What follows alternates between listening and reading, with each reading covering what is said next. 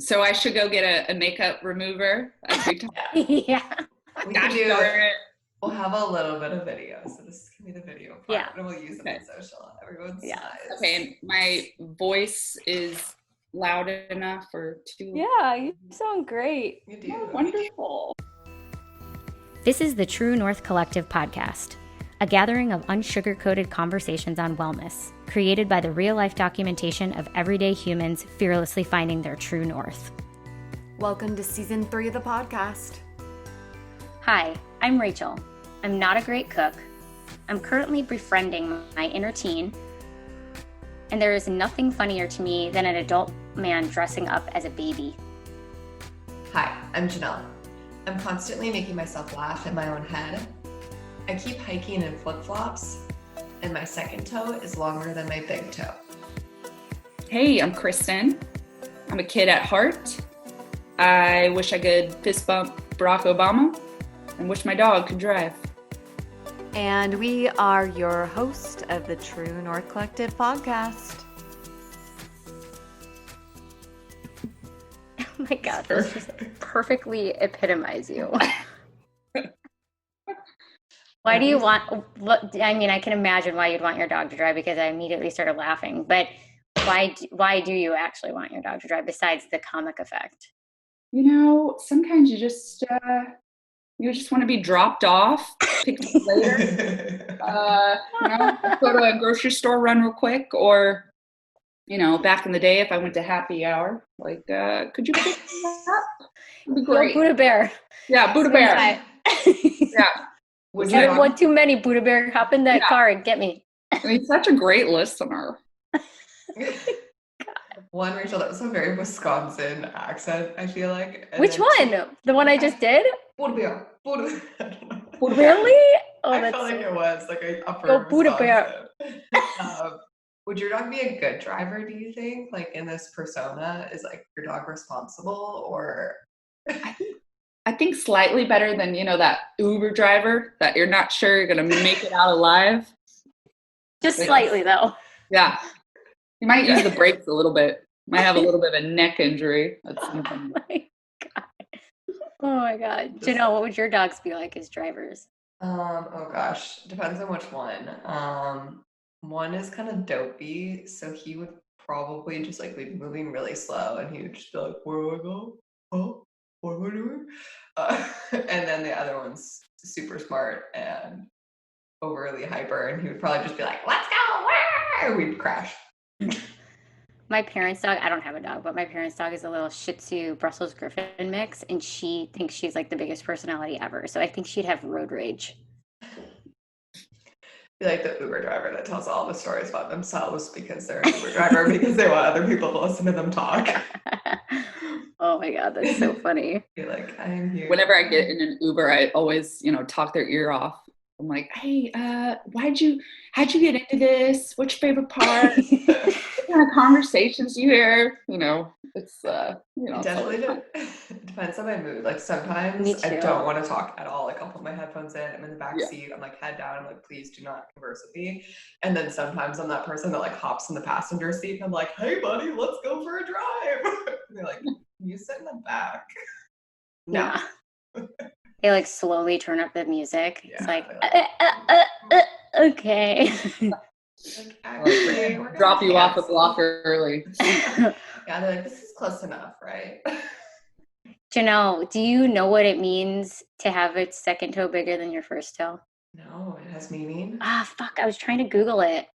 I swear it means something, like there's like not an urban legend, like old wives' tale or something. I thought it meant. I thought it meant something. But Does it mean you're a really good toe pincher? People that try to pinch people? Okay, so you're about to open up a can of worms because I keep telling people that I want to sell pictures of my feet for money. And like people say, if you can do things with your feet, you can make more money. And I was like, I actually can pinch a ton of stuff with my toes. So I think I was born for it. You can make some really good money off of feet pics. Oh, I was so confused. I was like, I can pinch things with my toes, but you mean like people are just like turned on by it? Yeah. Oh, but only if your bigger toe is second, or your second toe is bigger. I don't know. I think they're in all types of feet, but they're like, you get paid more if it's like videos or pictures of like you doing stuff with your feet. So like how much? Like, you know, some girl on TikTok, I don't know how accurate this is, but she was at a gas station and some guy liked her feet and he paid her $80 for a photo of her foot. Sick. You know, like, I was like, that's sort of disgusting. And then I was like, I would have totally done it. I would like, For sure, all day. I'd be like, you take multiple. Here's my email address. Ask for more later. And my memo. Oh my gosh. Feet are so delineating though. Because some people, I mean, I was a dancer, and so I remember there were some dancers who were grossed out by feet, and it was, oh my God. Some people are so grossed out by them. I'm not like, I wouldn't say I'm grossed out by them. I wouldn't say I love them either, but like, I'm not, like, I touch my own feet all the time. I would totally send people pictures of my feet. Yeah. I used to pretend to do like a thumbs up with my big toe. Oh man, you would be good too. You could probably make some good money. I know. That's why when you said that, I was like, I should do this. I'm gonna take a photo of it right now and send it to you guys. It's pretty impressive. You really should. So one time I was getting a little tattoo on my foot, and I've always wanted to get a smiley face on my big toe. So I had them do that. But you know, the bottom of your feet, the skin wears off so kind of easily. Yeah. So I only had it about 2 weeks, but it was pretty awesome. I had a smiley face on the big toe underneath on the bottom of it. That's so cute. I love that. Okay, hold on. It's coming to you guys right now. Better be good. I mean, I've thought about it a lot. I would sometimes just do that, and then I'd be like, try to. I mean, you can really convince yourself that it's a thumb. Of being a very big thumb. I'm like, oh my God. How? You get it? I did. I might try and. Oh, I got it now. Oh my God. Isn't that crazy? That is pretty good. I feel like I have to save this photo of your foot now because people are going to want to see what you're talking about. And I'm just going to have a picture of Rachel's foot on my phone until we post this episode in like 6 weeks. Janelle, if you start making money off that, then you have to pay me royalties. Oh man, I could. No, it's a pretty good one. I have seen. That's impressive. It really is. I definitely can't do that. But I'm serious. I started. Really, you can't? Dude, no. All my toes are stuck together. Like they all move. They're not. What? You have webbed feet? My brother has webbed toes. It's crazy. They're not. Okay. Now I'm going to send you a photo of my foot. Okay, hold on. I'm just staring at this. I'm just staring at your photo. I'm so like, how do you do that? I know. I'm trying. I think that's why when I was younger, and then I would see it and I'd be like, oh my God, that is like a thumbs up. And then I'd just sit there and I'd stare at it and I'd be like, it's a foot, it's a thumbs up, it's a foot, it's a thumbs up. Like, you know, those paintings that you do where it can be like two things? Yeah. Mm-hmm. Yeah, I apparently had a real lively childhood. You know how, like, you should start an Instagram with just your foot. Like, everywhere you travel in the world or wherever you go, you just have your thumbs up toe hidden. Oh my gosh. That's actually a genius idea because I seriously Googled how to get into selling photos of your feet.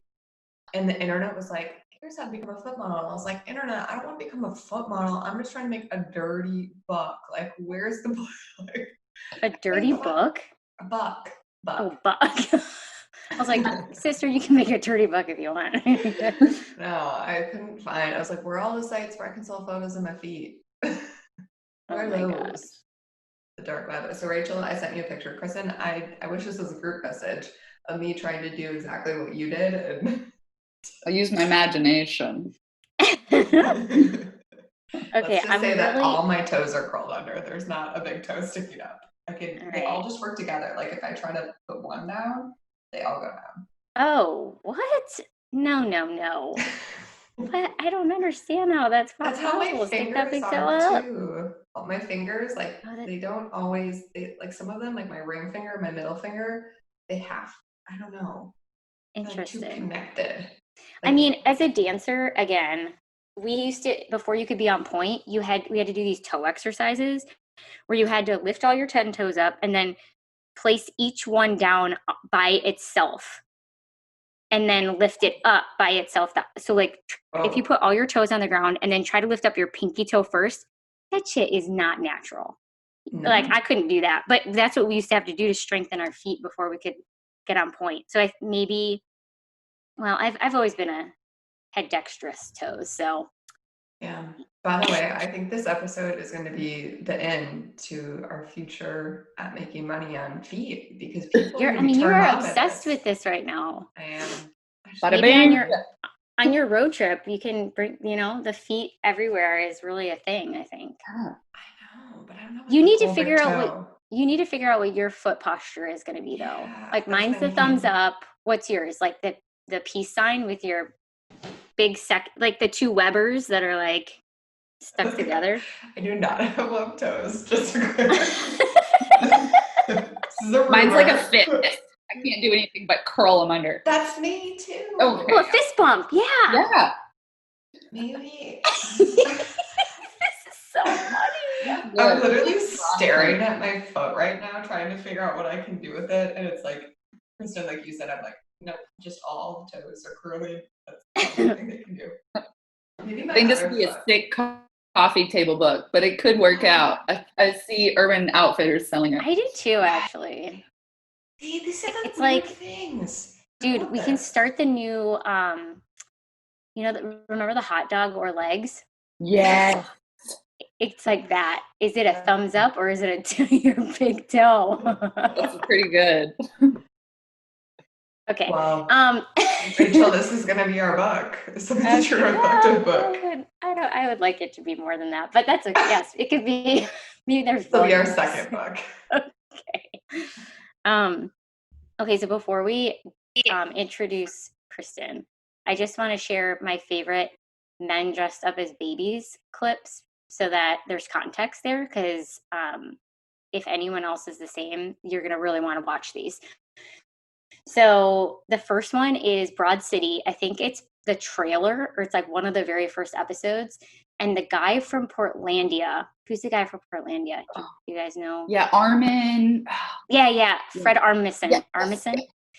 He hires him to clean his apartment, and then like he's super weird. And then at the end, he's dressed up like a baby, and he's like, "I don't have no money.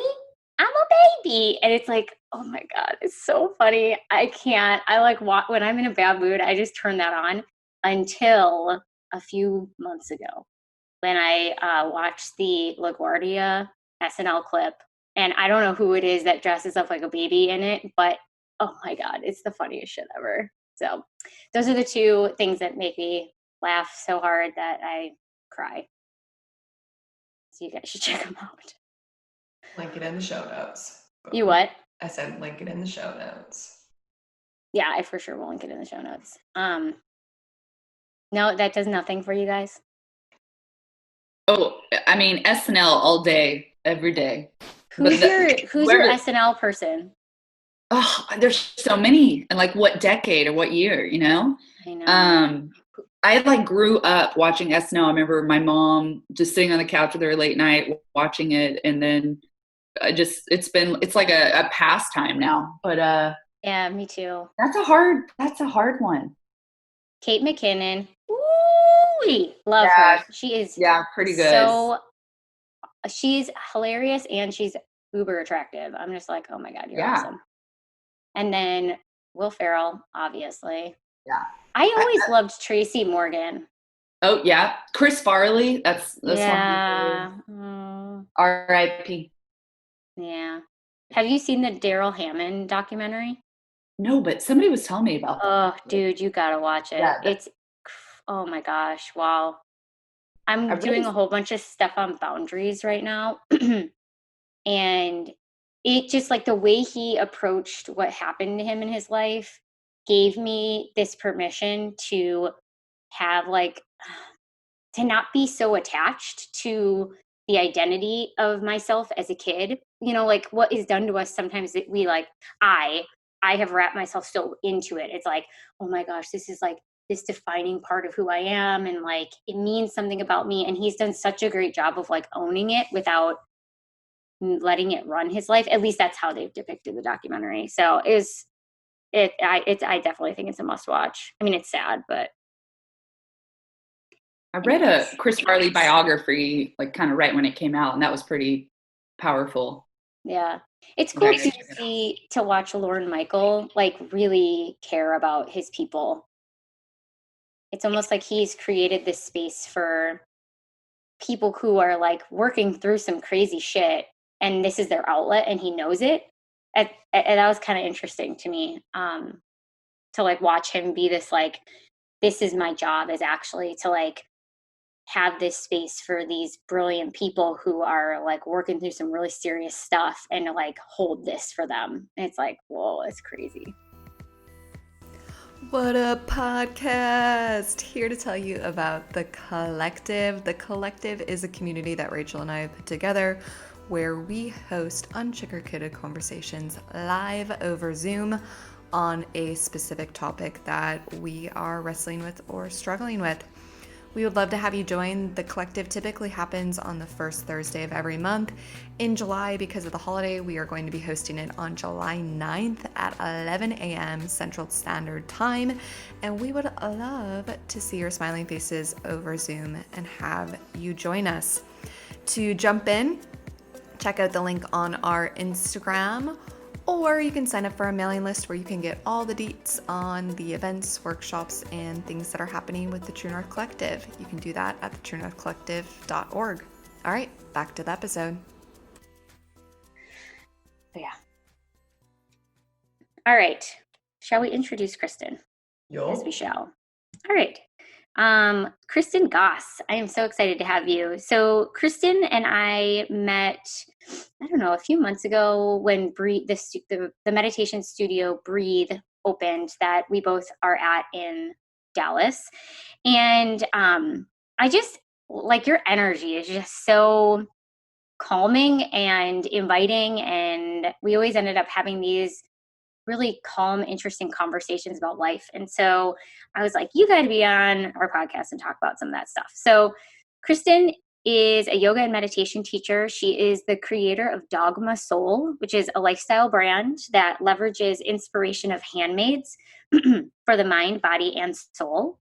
And I'm so excited to have you, Kristin. Thank you.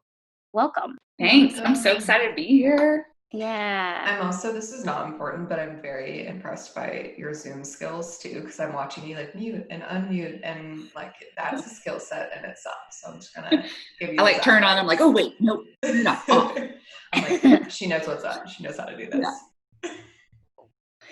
So Kristin, why don't you tell us a little bit about yourself, just so our listeners know who you are, who they're talking to, and kind of how you got here today. Yeah. So in short, I've been in the yoga meditation world for almost 3 years. I left, not to be a stereotype, but corporate world. I used to be in marketing and event management for really partnerships with Olympic Committee world for US and Canada, and then also in the music festival world. And so I have a lot of kind of that creative marketing or events background, and loved what I did, got to do a lot of travel, which travel's been a big creative inspiration for me. But you know how it goes, you just kind of like write your soul away and work hard, play hard. And I was kind of over it. I needed to do something else kind of creative, but also challenging. So I just made a huge jump, like had no kind of plan B, just we'll figure it out as we go. And I'm a big wanderlust type of person, and I had Thailand on my bucket list. So about 3 years ago, actually it was February 2017, I decided, F it, I'm going to go over there. I'm going to do my 200 hours in yoga, not really knowing if I was going to teach, just figured it could be a good way to kind of reset. I'll come back, kind of figure something else out. And I wouldn't even say I was a yogi before. I didn't really have a community here in Dallas. let's be real, I probably went to about 20 classes in a year at more of a fitness style yoga studio. But I fell in love with it. It's such a beautiful practice, whether it's physically yoga or in the world of meditation. And it was just one of those things like, oh, I need to live and breathe this. And even teaching, it kind of forces you to personally live and breathe it. I like that the practice is kind of like no bullshit. I don't know if I can say that on here, but it kind of feels. Okay, cool. And if I have any F words, just go beep. No, but, Sam. But okay, there we go. Great. Started it off. Okay, groovy. So I joke, it's like I drink the punch and I'm like, can I have a bucket of that punch? So I came back to Dallas and decided, okay, I want to make this kind of a career, make this direction. I got a little bit of exposure to meditation. And when I came back to Dallas, I was trying hard to kind of figure out, okay, how can I get involved? There really weren't any specific studios that were solely meditation. It was kind of, all right, here's a yoga studio that we offer a little bit of meditation. And somebody had told me about Chelsea, and who is one of the co-founders of Dallas's Breathe meditation studio. And really our relations kind of picked up. She launched her meditation teacher training. So I kind of went all in with all my plethora of trainings. So I did my 200 hours in yoga, then jumped to meditation. And then this past summer, I went back to Thailand, did a Thai massage program at the Wat Po temple, which is where Thai massage originated. And then jumped over to India and did my extra 300 hours in yoga. So it's just a fascinating world from a traditional practice. And then that's just kind of evolved. So not only just learning the ins and out of teaching, but it's kind of guided me in this whole new direction of merging this new wellness perspective, my love for kind of the creative arts. One of my favorite parts about adventuring is just that creativeness connection that we all have at our core, no matter where you are in the world. And, now merging kind of my event background. So trying to figure out a way to kind of merge all of those different areas together. So in short, here I am today. I love that story. It's like, I hear so much of you just follow, like taking, not just taking a small leap, taking like a humongous leap, and like, here we go. It's funny because that timing is really similar to like our timing with the True North Collective, and it's really similar with just my timing leaving the corporate world too. So it's kind of interesting. It's really interesting. And there's some other people that I've come across, like specifically with kind of that early part of the 2017 year. It's kind of weird, like those kind of energetic cross of paths, just how many other humans that I see have creatively sparked some kind of craft, really putting together their passion. It's really bizarre, but unique and really cool to see. Yeah. What was happening back then? Also, I love how you say, what'd you say? All the thumbs, toe up thumbs. How do you say that shit? I mean, I love that. I'm going to take that. Toe up thumb. It's like a Peter Piper pickle kind of attitude. I also love how you say bucket. Bucket, yo. Oh my gosh. I could listen to you talk all day. Okay. I'll call you later. Oh my gosh. So when you took that leap, I'll say it. I feel like I'm going to take a similar leap where, I mean, my life's already been flipped upside down in 2020, but we're going to keep flipping it. Like, how did you like, my biggest thing is like just taking the step, but there's so much trust in just leaping. I mean, were you scared? Like, were you worried that you're going to come back from this yoga retreat and just be like, what am I doing? Or this teacher training? Yeah. I mean, it wasn't even just like, oh, a little hop and a skip. Like I literally was like, I'm going to jump off this fucking cliff and it may or may not work out.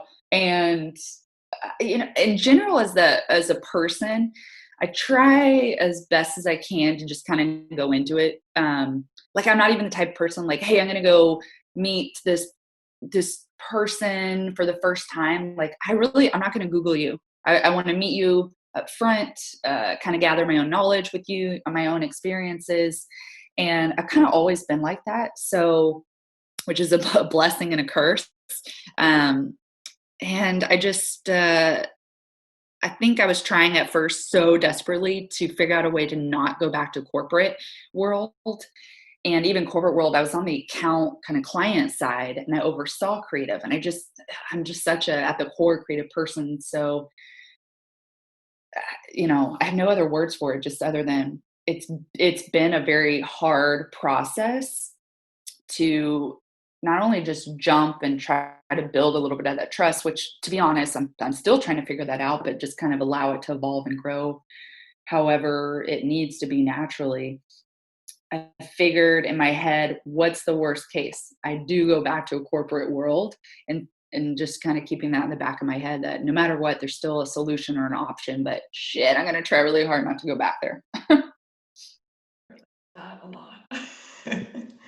Yeah, I remember after I decided to go into life coaching, I had a lot of reverb around it because I hate the name. I think it's so stupid, but the more, I kept getting pulled to it. So I was just like, I got to do this. But there were, as I was like, it was almost in parallel. I was still looking at agencies that I could go back to, or corporations that I could go even into their strategy and branding departments. Because it's like, I don't know, when you've only, and for me, my parents were pretty traditional in terms of the jobs that they took. Not anymore, but at that point they had been. And so it's like, I know it's possible, but like, there's a lot of ways I could convince myself that this is going to get royally screwed up and like that I'm going to totally mess up my future, but here I am, however many years later. And like, I definitely am still in the growing stuff, but I love it. It's like you just continuing to say yes and continuing to show up because my heart is there. It's like I'm things that I wanted to have happen that I was like, I guess this might not happen before I would ever leave Dallas. And then they do. And I don't know. It's like, I don't know, Jenell, you said to me the other day in respect to relationships, you can get really hung up on whether or not somebody is the right person for you. And then you could like stay around because you're scared of whatever. But at the end of the day, if you're supposed to be with a person, you're going to be with them no matter what you end up doing. And I kind of feel like it's the same thing. Like you could kind of apply that to this too. So. I love it when I say smart stuff. Well, I would love to talk to Kristin about, it is fairly new, and we've had some conversations about like finding your teaching voice, like finding your voice in front of a group and what that experience has been like for you. Just maybe talk about that a little bit. Yeah, for sure. I think for me, it was tricky. Not to say, right, we all have unique, different experiences, but I really had no idea what I was getting into. I didn't have a studio that I, had a strong community or bond with. So I felt when I came back from my first trip with Thailand and I wanted to start teaching, I had to create my own world or try to create new relationships and then just understanding how to teach. So that was really tricky at first. So I just started to, whether it was like create my own events or you volunteer, you kind of say yes to different opportunities, like you're saying, Rachel, where you just kind of let it evolve with the word yes. But I think it was a lot of trial and error, figuring out what works, what doesn't. I know at the beginning of finding my voice, I had to stick with a very planned out script. I go into teaching every class with an idea of what I'm going to teach and map it out. But if you ask my friends, I've always been kind of the loud one and goofy and I guess not your stereotype of, hello, here's calm and peace and my words, which is awesome. And I think I am kind of starting to transition there, but I think I'm finally within this almost 3-year mark, finding my voice in an authentic perspective where I try to be educational, have a little bit of that calm, but hey, here's also my like weird, goofy kind of sense of humor. So, and Rachel, I know we talked about this before where it's like, all right, maybe you like it, maybe you don't, but that's fine. Just don't come to my class or, and I think you build that confidence and start to meet other people in the community. And it's really unique experience, that's for sure.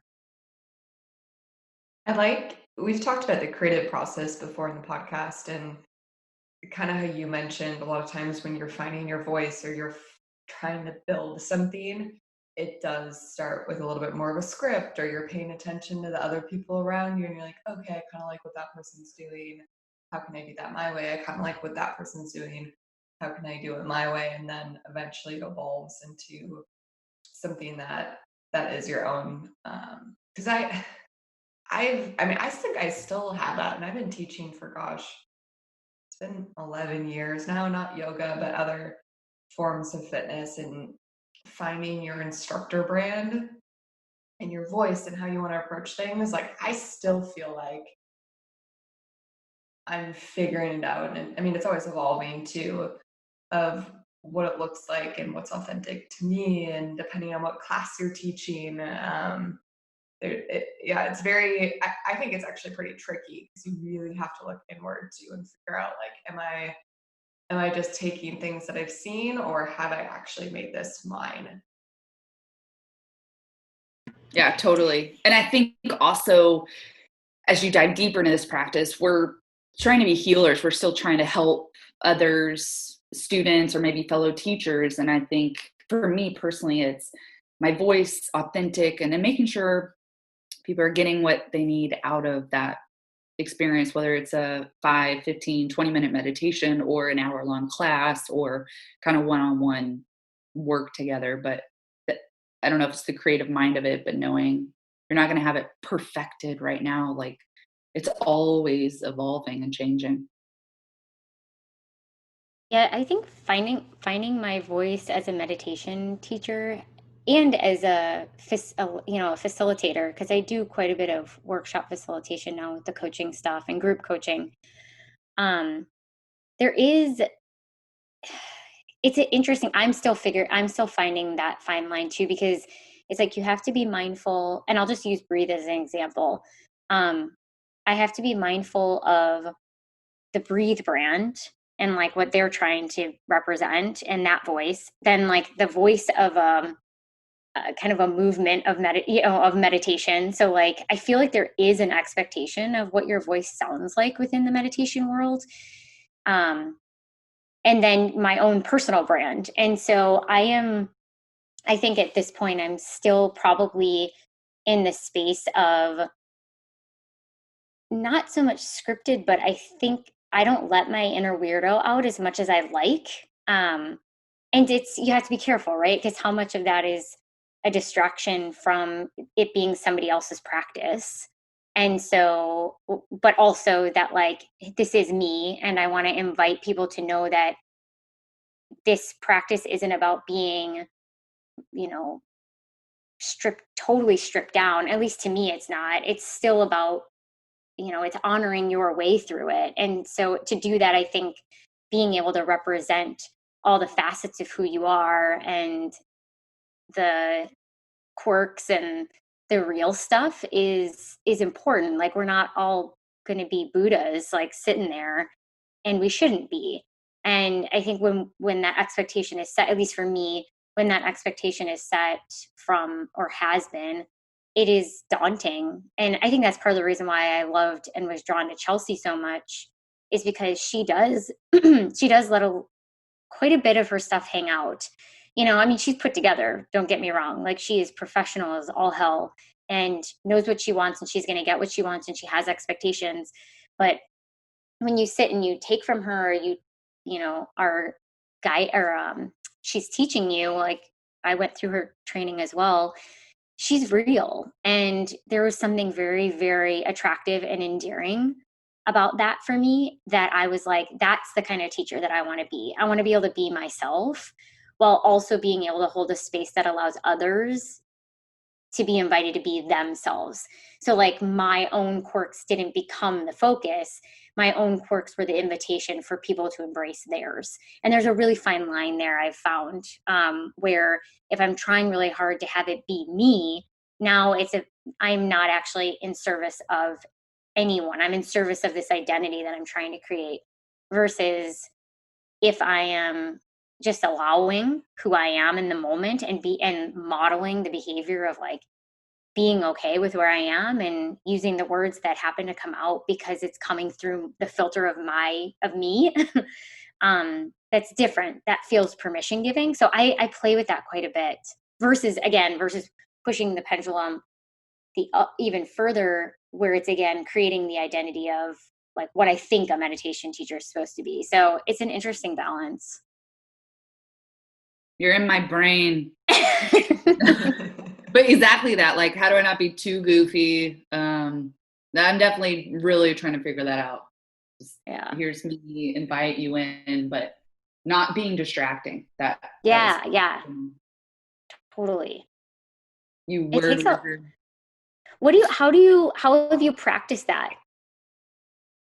How have you honed that? I think just I know personally experience, and then taking as many classes, whether it's our Dallas crew type of teacher, specifically at Breathe, or I use some meditation apps, and just really observing the experience. Try to stay present within that meditation if it's a guided perspective, and then just kind of, all right, well, coming out of it, how do I feel? What did I like best? What caught my attention in a way to stay present? I don't know. That's a great question. No, that's a good answer. I mean, I was asking myself that when I asked you that too. And I think part of it is totally that, like allowing myself to really hone in on the really subtle differences between teachers and how that brings their own personality out while still maintaining the integrity of the practice. I mean, those are maybe really strong words, but that's like what came out. But then also I can get too in the like, oh, they did that really well. Oh my gosh. Oh shoot. I need to be. And so then I have to take a step back and be like, stop. Okay. How do you actually drop in, Rachel? And how would you guide yourself to drop in? And then I just try to, and so then I kind of lean into what has been true for me in my experience, because I know I'm not everybody, but there are probably at least a group of other people who would drop in the same way that I would. And so it's kind of that give and take of like not getting so only focused on my way, but then also not getting too sucked into thinking it needs to be the way everybody else is doing it. Yeah. Yes, I agree.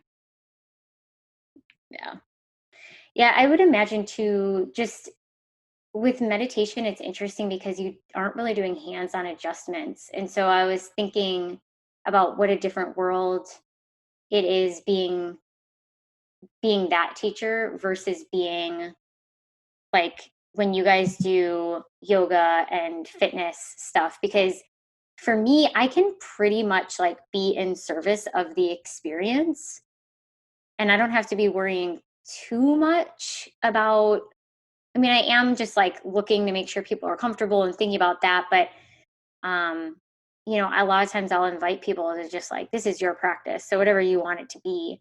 Whereas sometimes in fitness classes, like you have to be very aware of who might be injuring themselves. That's a totally other element. There's a lot of analysts like analyzing the room and paying attention. And how do you correct people but not make them feel bad about themselves, but not don't let them hurt themselves. And even like letting people like, hey, make this your own, like modify this. It's interesting. It's Yeah. It's I don't know. I actually love that part. So for me, that's where I think, and we've talked about this before, but teaching like TRX, that was one of my favorites because there's so many different ways that you can work the same muscle, right? And there's so many different variations of exercises. And like, that's where I get excited, where I'm like, cool, like, here's the base, but then you could add this to it. You could do it this way, and it'll be a little bit more supportive and teaching similar probably to yoga, but like teaching people how to recognize and feel the different muscles and activation in different parts of their body and learning to recognize what works for that. For example, a lot of core work, if you don't really pay attention to what you're doing, you you might be able to do a really challenging core move, but like you're not necessarily activating the muscles that you really want to activate. So how do you check in with your body and like figure out what's going to work for where you're at today? And that's, I mean, it's probably similar with meditation because it's all more mental, but I feel like that's the hardest thing to teach people. Like, what language do you use? How do you relate it to things that they already know so that they can be like, oh yeah, like that's where I should actually be feeling this. Maybe I don't need to do this version of the exercise. I actually need to do a different version to be able to feel it where I'm supposed to. So for me, I feel like I'm more like technical when I teach versus, I guess that's a part of my voice. That's cool. Jenell, how did you hone your voice? I think it's still such a work in progress. When I started teaching again in San Luis Obispo a couple months ago. And I took a long break when I moved to San Luis Obispo. But in Milwaukee, it's fire. I don't know. Part of me, like, I feel like I was always teaching people and telling people, it's like your instructor brand, your persona, like, who do you want to be? And I was teaching it and talking to other people about it, but I don't know if I ever really honed in on my own. We used to give people example buckets, which I think is just like setting up foundational language of like, which one do you kind of connect with more? All right, grow it from here. And I think a lot of my voice was cueing and cueing in a way that I would want to be cued. That would make sense to me. Like I said, relating it back and then being sort of like that cheerleader, having fun with it. But if I were to look at my voice today and reevaluate, like you all were mentioning, bringing out like the goofier, playful side, but doing it in an authentic way, because I struggle with that just even like as a person. And I think a lot of what we're talking about, like your own voice, whether you're teaching or whether you're just a human being trying to show up as you, it all relates of like I don't know. I mentioned this at the beginning, but I think I'm hilarious. Like in my own head, I'm like constantly making jokes that I think are really funny, and I don't think I know my humor is not for everyone, and it doesn't make sense to everyone. So it is that balance of like, I think this would be funny, but is this going to make someone else uncomfortable, or are they just like not going to get it, or are they going to think I'm like weird? And then they're just like, this person's really weird. I don't want to come to their class anymore. So it's like finding that balance of like, here's my playful side, like here's how I approach life, but doing it in a way that hopefully doesn't eliminate people from coming to my class. And granted, some people just might not like your voice, and that's fine. Like you're not going to be for everyone, but it definitely feels like a balance and a power struggle of not making yourself so niche, especially depending on the market you're in, that people don't want to come to your class, and then still being you. God, that feels like my life. I'm like, I want people to like me, but I want to be myself. But do people like who I actually am? Yeah, I'm sitting here like, I think I shared with you guys that I'm taking this boundaries course right now. And the whole thing is like looking at boundaries from a place of enabling you, giving you permission to be self-expressed, to self-advocate, to use your voice, to not self-abandon in order to get people to like you, is basically what it is. And, or get people to accept you, or get people to respond to you in a certain way. It's been really, really eye-opening. And a lot of the practice in this course is, we'll have these prompts and you just finish the sentence. So there will be like a sentence prompt, and then you intuitively finish the sentence. And what he says is, this is a practice, and whatever the first thing is that comes up, you write it down and then you stick with it. And a practice in just following through and then detaching from however whatever that ultimately ends up creating a response from somebody else. Like, success is in doing it, not in how they respond. And there's just so much trust in being able to detach and operate from that place of like being tapped into your intuition. So yeah, it's cool to hear you talking. I know you're kind of sorting it out while you do it, but I myself can relate to everything that you're saying. Like and I actually feel like the times that I'm practicing using my voice in meditation, and I've told Chelsea this, like, I think that my ability to say yes to teaching at her studio and to keep showing up, even though I'm like, I don't totally have this figured out yet. I don't know if anyone, I'm not, these other people that I see, but I keep doing it, is helping me to find my voice in my real life, which is pretty cool. I completely agree. And, you just kind of, we're talking about intuition. And I think that's one thing I didn't mention earlier. It's just the evolution of that and finding your voice 100%, like trusting, all right, this is me, being comfortable with me, kind of moving forward with that. And even at the start of my kind of wellness path, I had a really hard time even feeling or trusting my intuitiveness. Like, I say, where in the body do you feel this? And it's like, I don't know the difference between my brain, my heart, and my gut, and my butt. You know what I mean? Yes, I do. Well, that's definitely been powerful. And the same thing, Jenell's like, are people going to get this joke? Am I going to offend somebody? Like so much thinking and everything. Yeah. And I think like the more you step into you too, at least for me right now, I feel like I'm having a reawakening of finding my voice in, all areas of my life. But then when you start to find it, it's like all that insecurity of like, oh shit, like also lately I'm like, no one likes me. It's like, I found my voice. And then I'm like, everyone hates my voice. And I know that's just like the story you tell yourself, but it's like, all right, still continue forward. You can do it. It doesn't matter. Like Rachel said, it's like the detaching, which is so hard. I'm like, it's fine. It's fine if no one's going to like you.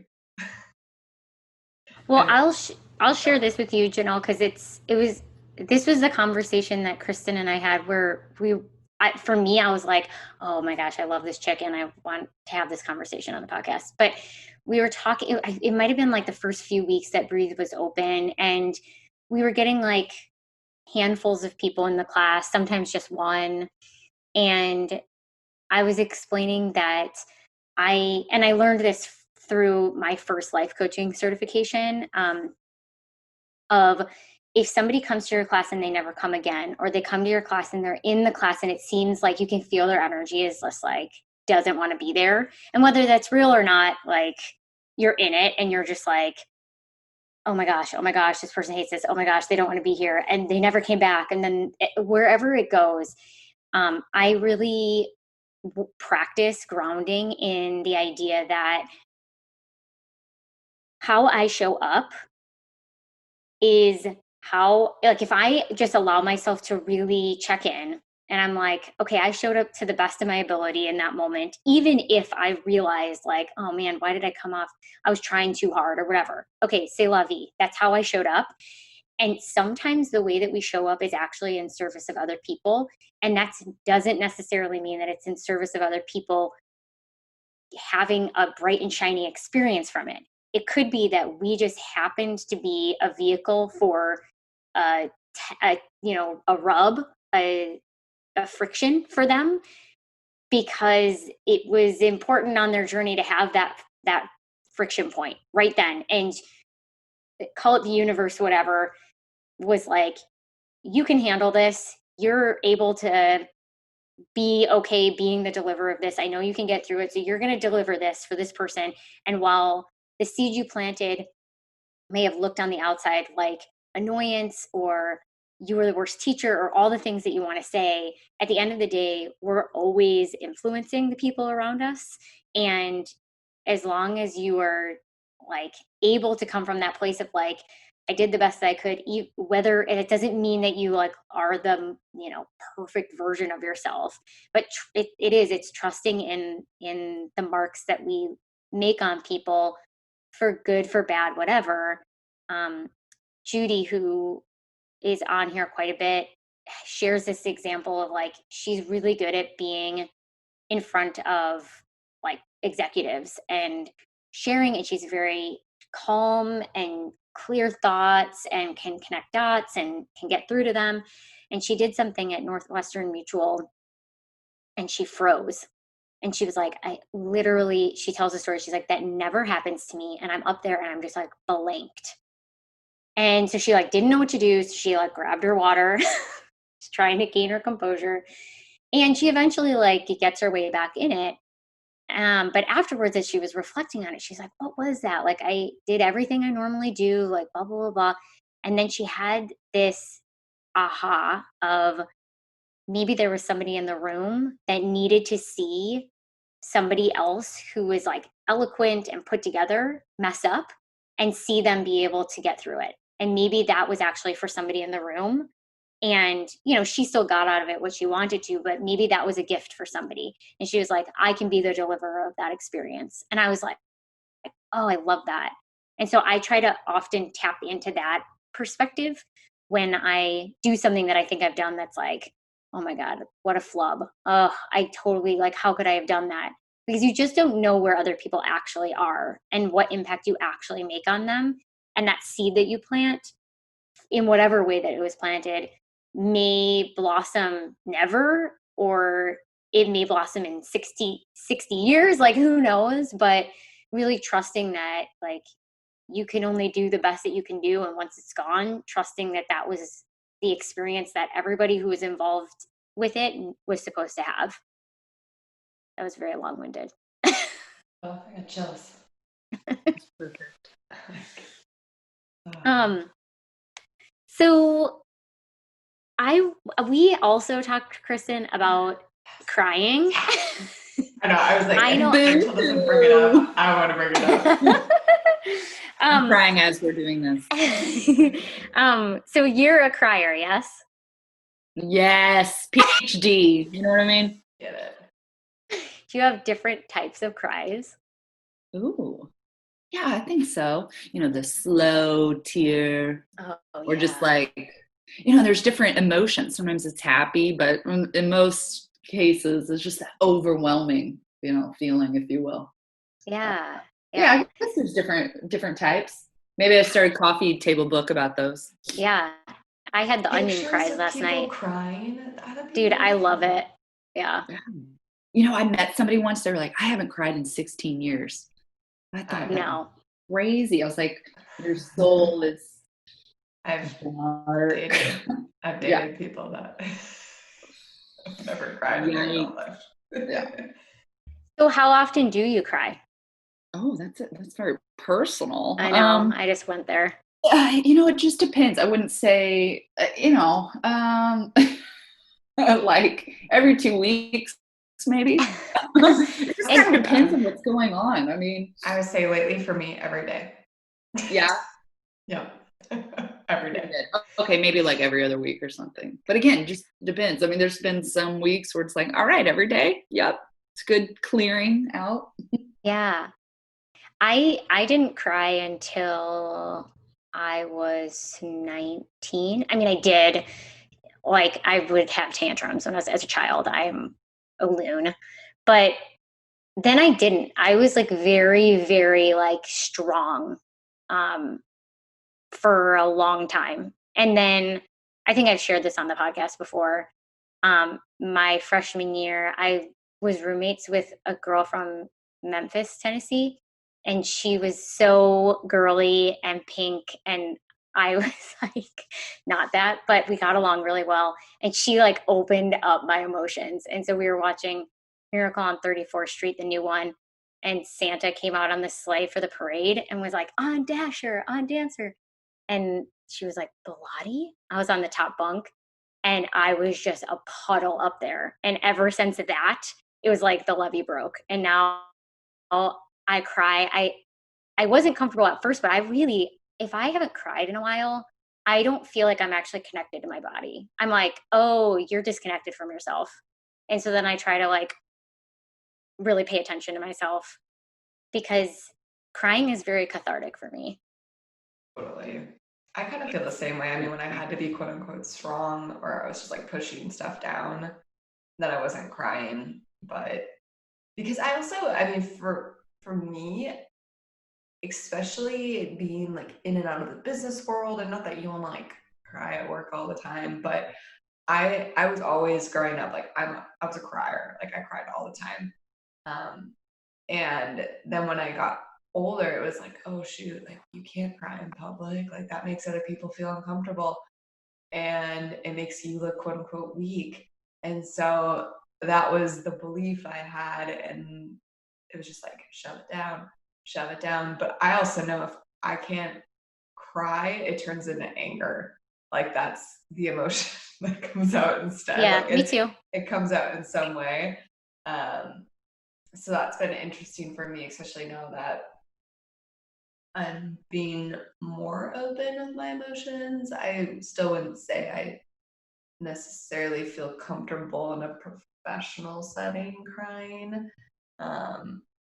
But even amongst friends, like I'm trying to learn how to do it and like be okay with expressing and not worry about making other people feel uncomfortable, because I know I'm like really good at just being like, I'll laugh instead, like, because I also laugh now. I feel like it's gone from anger to like, you can just laugh it off, it's fine. To make other people feel uncomfortable, even though like inside all I want to do is cry, and then it gets stuck. Yeah, I agree. It definitely the anger portion, or trying to be okay with it. There's a lot of times where I'll cry and I'm like, oh, I'm just tired. Like I just try to blame it on something else when, I just got to release. The best is when, or this happened a couple of times where I might have an emotional moment, at home or something. Like, okay, I need to go out, go do something else. And like I went and got a pedicure one time, and you could definitely tell I'd been crying, and I was like, I won't run into anybody. And I ran into someone. You could tell they were like, are you okay? Is everything going okay? I was just kind of looking at them like, yeah, what? But that's okay. Cool, allergies. Allergies. Sorry. Yeah, allergies. Don't worry about it. Yeah.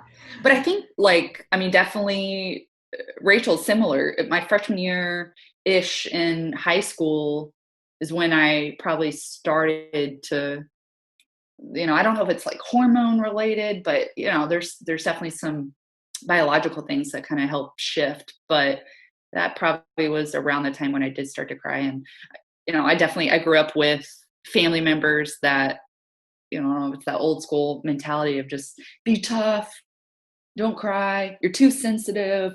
And I love them, but obviously, we're learning more and more now that it's not maybe the most nurturing kind of aspect. But I definitely look at crying as like a nice, good release for myself, whether it's emotional or confusion or kind of that overwhelming feeling. And even this whole trying to find my voice, or, the whole start, I guess, of wellness, it has been very hard. I talk about, I made this huge jump, and it's still been very scary or confusing or doubt, just a total mixture of emotions. And so I definitely feel like crying has become a release, but also that journey of you know, the more that you dive into this world, yoga, meditation, or just the self, you start to peel back those layers. And sometimes that process can just spark more of that release with crying. And I know for me, it's been a release, but also a clearing of a new path. And then now sometimes I look at it as like crying, just my maintenance. All right, I got to get crying. All right, move forward. There we go. I love that. Yeah. Yeah, it is such a good release. I mean, and maybe for me, and I said like I'm crying every day, but it is like when I check in, it's like all this emotion that has been running deep for so long that hasn't been released, that hasn't been cleared. And when I can go there, because again, conditioning, like very similar, I was told all the time, I don't even want to say it was necessarily from my parents, because I definitely cried in my house and like there was comfort there, but like from other people that I was like too sensitive or too soft, or, you know, like all those things. And, but like the sadness is always, it doesn't go away. Like it has to get out somehow. So it's just like, it's just so much that's deep there, and being able to recognize it and be okay with it. Like you said, just like it's a normal experience. Everyone gets sad. Like have your space, have your safe spaces to let it out. Yeah, I think for me, it's been to add on to that, the way that I've been able to do it is to recognize when I'm uncomfortable, and I can actually tell when I'm like holding it back, and then just being like, try to go a little further this time so like I used to not be able to sit, like if I was sitting on the couch with my boyfriend watching a movie and I was choked up, I would be doing everything in my power to try and like gain your composure, Bellotti. And then I remember telling myself once, like, I wish I could be one of those people who could just like sit in the beauty of crying and like, this is beautiful and I'm crying. This is my expression of it. And so then one day I allowed myself to not hide it. And so then my boyfriend was like, are you crying? And I was like, yes, yes, yes. And like every time I feel like I've evolved to now, I cry on the couch and he's just like, looks at me and he just smiles, you know, and I'm like, but it took me having to like just push my edge a little bit further every time of my comfort, because I want it to be okay. And I have to hold space, not have to, I get to hold space for people who are feeling the gamut of emotions. And I need to be comfortable with it if I want to be, you know, a great coach. And the way you get comfortable is by being comfortable with yourself, experiencing the wide gamut of emotions. And so that's like stuck out to me as, you know, when I start to feel uncomfortable of like, ooh, how's this going to make other people feel? Again, going back to the thing we were talking about earlier, it's like, how do I just allow myself to be like red-faced and to have someone say, how are you doing? And not feel like I have to then pander to that storyline. Like I can then be like, it was a hard morning and I'm breathing again and I've been releasing and it's felt good. And, you know, and that's not, before I was so worried about the, you know, here's the storyline we're now stepping into. You're concerned. I'm sad that everybody wants me to be happy. And so now I need to like sugarcoat this or whatever, or lean into the victimhood of it. And instead I'm really trying to play with like, this is the realness of this.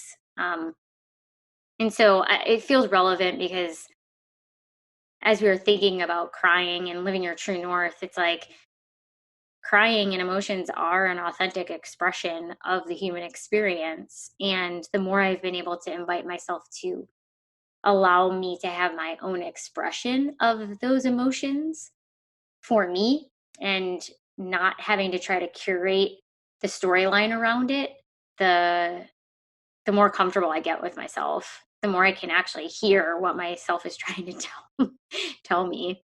But it takes practice for me anyways. Yeah, I get it. You know, and I think also the word, you know, sensitivity, I know, right? Yeah. When we go into like gender roles or even just just even the definition of that word. I know personally, like growing up, don't be sensitive, when actually sensitivity is a great thing. And the more you dive into even energies and vibrations, the more sensitive you are, you actually have a higher vibration. And then once you start to understand, okay, crying is a clearing of a path, and then we start to get comfortable, but also kind of that self-acceptance of, all right, I got some high vibration or energy, and how you can use that to your best benefit. I love that. That's a beautiful way to put it. Yeah. You stop.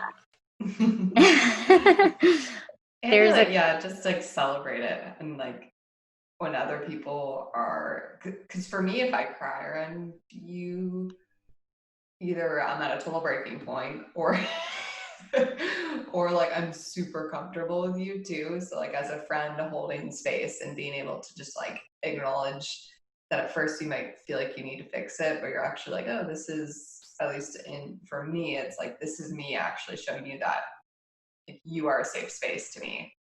And that can be celebrated. Yeah. There's a cool thing that I had sent Jenell a while back when we were starting to contemplate this conversation, by somebody named Amber Iberechi. I'm sure I'm saying it wrong, but it says, "Why are you crying?" And then the response is, "I felt like growing, so I watered my soul." And I love that. Ooh, that's good. I know, right? Yeah. My soul is so hydrated right now. It's good. It is. I feel like we could keep talking about this, just like emotions as an inroad to who you are, and not that they have to be everything, but I do feel like in the world of wellness, there's either like people who are all about, emotions are a messenger, and like Danielle Laporte is like all about tapping into your feelings as a way to live your best life. And then there's other people that are like, emotions are just this thing that you have to just like, it's not actually the thing, and they're there and they give you information, but they're not. And I think there's this really beautiful place in the middle of honoring them as an input, as a part of the system. It's obviously there. Like, we all shit because we have to get rid of stuff in our body that isn't needed anymore. And like, what other ways? I mean, laughter is another way of getting release. Like, a release is a part of like the cycle of life. And to ignore the part of our system that is the way for us to process that release just seems crazy to me. But, I understand from like intellectually, cognitively, why there was a society that felt that the only way to do it was to, shut it down. And it's cool to be a part of an evolution that is recognizing the use of emotions in actually becoming the best productive version of yourself too. I mean, I personally know that if I can clear something out, I'm so much clearer. I am so much more aware. I can come up with solutions and resourcefulness. And sometimes all I need is like space to just feel the feeling. So the more that we invite that, I think the better we actually will be at business and all that stuff too. Shaking my head vigorously, Totally. yes. Yeah, it's kind of crazy. I'm exactly this. I mean, I know we're kind of all saying something similar, but for sure, like just clearing of the space. I know for me personally, from a creative standpoint, or what I'm trying to see grow, even with the Dogma Soul kind of business, is the growth, creating that space, getting through any heartaches or relationships with self or others that might have contributed to that, or confusion, right? Just all those elements that go into crying. But that's been the biggest thing, is just the release, the clearing of the path, and being able to focus on what I'm wanting to do creatively from a total passion perspective. And now it's like, all right, that's part of my ingredients or part of the recipe to to where I'm wanting to go. And that's okay. Oh, that's so cool. Hmm. I've been getting back into collaging, which sounds so lame. Oh, I really need to stop making fun of myself. I'm Yeah. always like, life coaching sounds so lame. Collaging, so lame. I'm really working to not do that, but okay, I'm in it. And yes, you're right. It's like, I mean, even that in and of itself, that process for me is almost a way to channel what I'm going, like to channel and clear. It's almost like I think I use that to actually clear for my life. I don't know. But it's interesting to think about where I might be clearing to be able to actually collage. It's kind of interesting. So I have a question for you, Kristin. Go for it. Why handmade? I mean, I know why I would, but I want to hear it from you. Like, what's Yeah. your reason for leaning into handmade? There is such a, I think it's like putting your love, your spin. It's an art, it's a passion. It just gives it a little bit more meaning. And I think it just gives it a whole nother level of authenticity, genuineness. I really believe in what you put in, you share, and hopefully others receive that as the same. And I say handmades for the mind, body, and soul because there's kind of almost like different categories in my Dogma Soul perspective is, there's handmade products, if you will, or goods that I either personally make or in my adventures or travels, I'm meeting fellow creatives or artisans. And there's this really cool bond and connection that happens, I think, from a, artist's perspective, no matter, whatever area you want to say artists, right? You got singers, you got photographers, everything. Even life coaching, there's an art in that. And I think it's a powerful thing, not just giving in its love, but sharing that no matter where you are. And then even handmades, like I think about handmades, I'm trying to do more kind of nature and adventurous type of retreats. And there's a handmade love that goes into it, not just creating that, but the compassion and experience that people are getting as well. I always loved that idea that like the intention of the person who's made the thing sticks with the product. And so the energy of that person, I remember I got a tattoo when I was in Canada he was like the best tattoo guy there. And he was terrible. He was great at tattooing, but his energy sucked. And I walked away crying because I was like, his energy is forever in this tattoo. And I was like devastated. But the tattoo itself is actually two triangles that when my arm's extended, it looks like a diamond. And when it's up like a bicep curl, it looks like a square.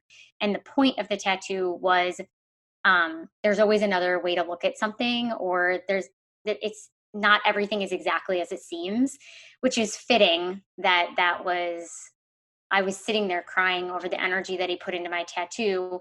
And then I was like, or I could just lift my arm up in a bicep and look at this from a different perspective and get another take on it.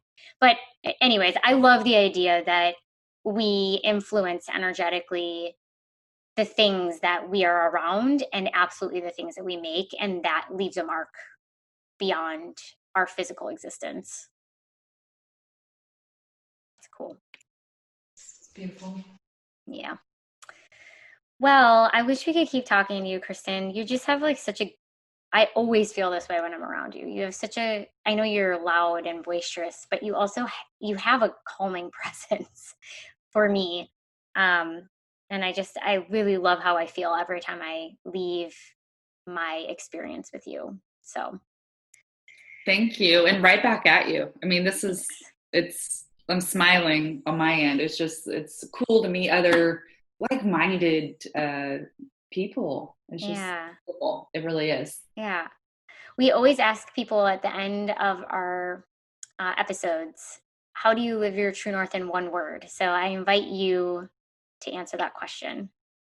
I would say adventure, because adventure has led me to some really beautiful things, whether it's adventuring to jump off that cliff and go to something new, or when I adventure the world, I am creatively inspired or find that connection. And then that personal self journey is also an adventure. Yeah. Where's your next edge? Where's your next adventure from here? Oh gosh. So many. You know, I ask people, like, what's your next top 5 bucket list? I'm like, I need like 100 bucket lists. I'm always, it's cool energetically. I'm always drawn to Asia and, you know, like Thailand or even being in India. And I have not yet done kind of that golden triangle, Vietnam, Cambodia, and kind of the northern tip. So I think about that, but I mean, but I guess domestically, I've never gone to the White Sands National Park. Oh, I went earlier this year. Oh, that's awesome. Well, they have these full moon hikes, and then I hear you can take these badass like full moon, you know, it's just like a really cool photography session. So I think that's probably next on my like immediate list. What about you guys? Do you have any adventures that you're wanting? I think Jenell, you're up. Yeah, I think I'm about to live in some sort of RV van. I gotta figure out the logistics and just go everywhere. Awesome. In the United States at least, and then if we can travel abroad, maybe take a few trips if the money's there. So everywhere. No place to go and everywhere, right? Yeah. Yeah, I think I'm in the process. My adventure is more about becoming fully mobile is the word I use, but what that means is like, yes, I too actually want to eventually have a van of some sort that I can go live out of at months at a time. But for now, it's about setting up my income stream and my businesses to be 100% mobile, where I could literally do them from anywhere. So I feel like this is the year where I manifest that more. I'm kind of like halfway there. But I think this COVID thing was like a big permission slip for me to just go for it. And then in terms of like traveling, I got myself one of those national parks passes earlier this year. I went to 4 national parks in the first like 5 days of the year, and then everything got shut down. I'm really sad about it, but I think they're called the San Marguerite Mountains. Did that sound familiar to you? I'm probably getting it wrong. It's near the Carlsbad Caverns. It's like basically the Carlsbad Caverns go down, and then this mountain structure is another national park right next to it that goes up. It's where the shift happened. And so Dylan and I really want to go camping and hiking there. So we're kind of trying to figure out how we plan our schedules around doing that. So Cool. So I'm staying local for now. Yeah, staying local for now. But we also want to go see Stonehenge because we've got some buddies from our Egypt trip that live out there. So we want to go pub it up with them, and then they are like these crazy adventurers that know all the routes to take for oh shit, I cannot remember the group. Oh, it's all escaping me. Stonemasons. The Stonemasons. I don't know if you guys know anything about them, but there's kind of like a group that apparently there's like secrets and there's connection points, like some hike or something you can do where you can get all this information. And so our buddy is out there and he's like, come, he's like a 65-year-old dude. He's like, come out, drink with us and I'll take you all to the stonemasons, blah, blah, blah, blah. And we were like, done. So, yeah. So Kristin, if people want to get in touch with you, what's the best way to do that? Probably, well, I have 3 different ways, to be honest. You know, Instagram, kind of a new, you know, modern day classic, which is dog _ MA, like dogma _ or my website, dogmasoul.com. My email, any kind of contact information is on there. Perfect. And we'll put all of it in the show notes for people. But you are so awesome. Thank you. So Such much. a great conversation. Yeah. What a great way to start the day. I'm super grateful that I'm able to join you guys today. Thank you. This has been another episode of the True North Collective podcast. For more from Rachel and I, check us out on the gram at the True North Collective _. And if you liked what you heard today, please leave us a review wherever you're listening to this podcast. Otherwise, we will see you all next time.